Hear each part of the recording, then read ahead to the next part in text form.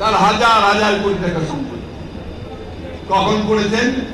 যখন তিনি র্যাবের ডিজি ছিলেন, যখন তিনি পুলিশের আইজিপি ছিলেন, তখন তৈরি করেছেন। যার সম্পদ বেতন সব মিলিয়েও কয়েক কোটি টাকার বেশি হয় না, সেই লোকের দেখা যাচ্ছে এখন হাজার হাজার কোটি টাকা সম্পদ। যখন এটা ফাঁস হয়ে গেল এবং মার্কিন যুক্তরাষ্ট্র যখন স্যাংশন দিল, তারপরে কিন্তু তাকে তারা আইজিপি করেছে এবং তাকে সমস্ত দায়িত্ব দিয়ে রেখেছে।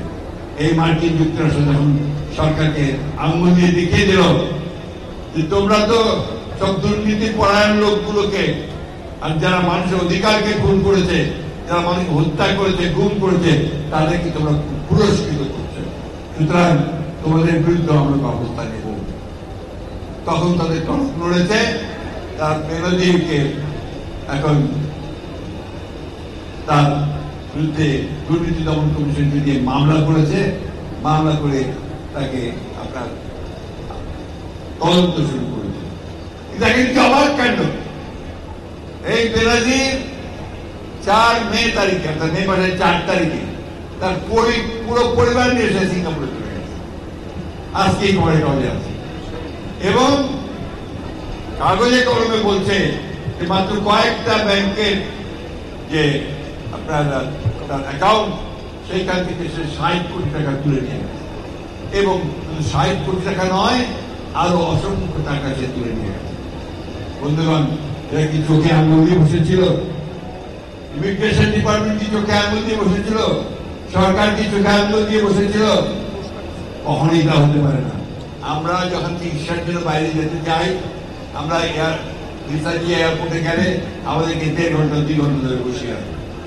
তাকে জামাই আদর করে সিঙ্গাপুর এয়ারলাইন্স তুলে দিয়েছে যে সেখান থেকে বেরিয়ে যেতে পারে এই সরকার হচ্ছে চোরের রাজা বাটপার।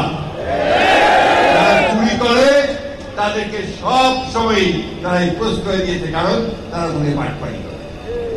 বন্ধুগণ, এটা গেল তো একজনের কথা, আরেকজনের কথা বাইরে বেরিয়ে এসেছে।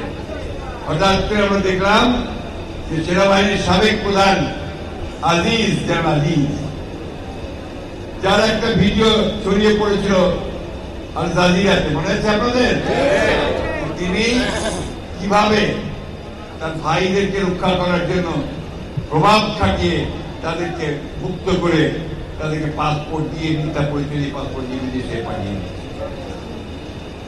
তার বিরুদ্ধে আমেরিকা স্যাংশন দেওয়ার পরে এখন তাদের টনক নড়েছে, তারা বলছে যে আমরা এখন তদন্ত করি। আরে একটা বিরোধীর আর একটা আজিজ নয় তো, এই সরকার হাজার হাজার আজিজ আর বিরোধী তৈরি করেছে। আপনাদের কাজী